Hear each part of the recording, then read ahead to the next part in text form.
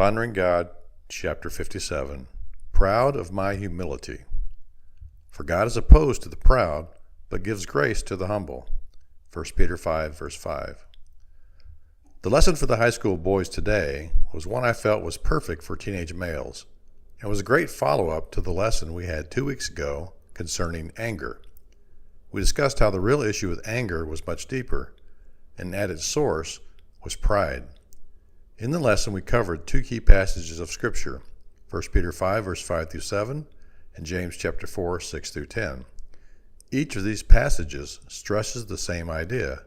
If we only humble ourselves, God will exalt us at the proper time.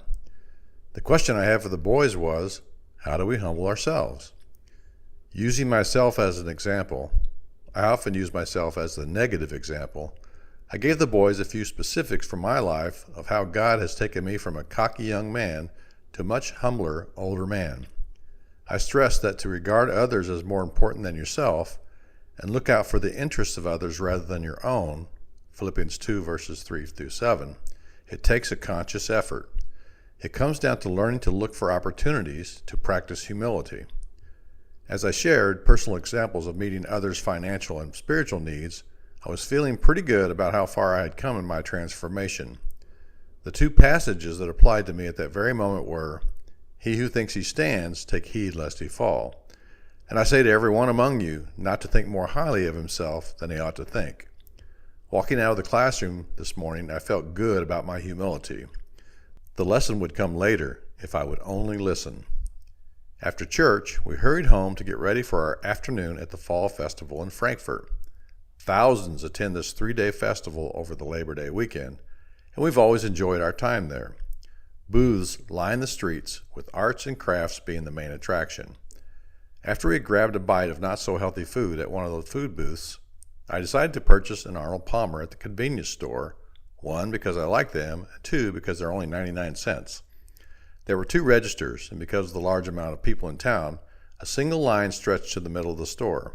I patiently waited for my turn when I noticed a lady cut in front of me as she set her 2 drinks down on the counter over to the right of the register. I thought, that's rude. Get back in line, lady. I wasn't about to let anyone cut in front of me. How dare she? I remained calm but kept my eye on the register, and when it was my turn, I quickly walked in front of the woman and grabbed for my wallet. She very nicely said, "Oh, I thought there were 2 lines." As the words left her mouth, I realized that she wasn't trying to cut in front of me after all, but had made an honest mistake. Her words cut into my heart, and I immediately realized what I had done, and the lesson on humility from this morning came to my mind. But pride was not done with me yet. By this time, I was too far gone, and rather than graciously offer her my place in line, I curtly said to her, "There's only 1 line," and turned my back to pay. Pride had hit me twice in a matter of a few seconds. As soon as I rejoined my wife, I explained that what had just happened and how it related to the lesson from this morning. She said I was being too hard on myself, but the guilt wouldn't leave me as we continued up the street. As we walked, I overheard a young couple arguing. With people elbow to elbow up and down the street, I find it interesting that I heard these words so clearly. Apparently, the young man was angry about having to go with his wife to the festival and said to her, "Do you expect me to enjoy this?"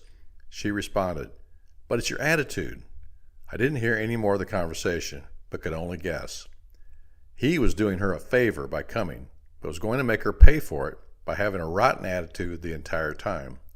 It wasn't what he wanted to do, and I thought of the passage referenced earlier, regard others as more important than yourself, and look out for others' interests rather than your own. I thought about how selfish the young man was, the speck in his eye. By this time, I was aware of God and what he was trying to teach me this day, about how much more I had to learn about humility and pride. It's funny how he will use every opportunity to speak to me if I'm willing to listen. We walked past a booth where a man was selling bow ties, and I noticed the man inside, sitting on his stool in the corner, staring into nowhere. He seemed sad. I recalled seeing the same man the previous day and remembered how his booth had been empty of customers. I felt sorry for him. Wasn't anyone buying his ties? I said to my wife, "I think we should go purchase a bow tie from him. I don't think he's sold very many." I did the math in my head and tried to calculate how many ties he would need to sell to pay for his booth.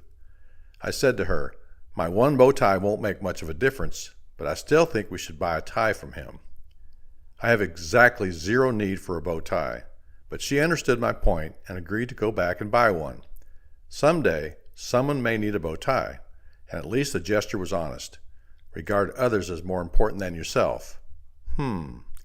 God had a lesson for me to learn this day. Long after the Sunday school was over, the teacher still has much to learn from the master.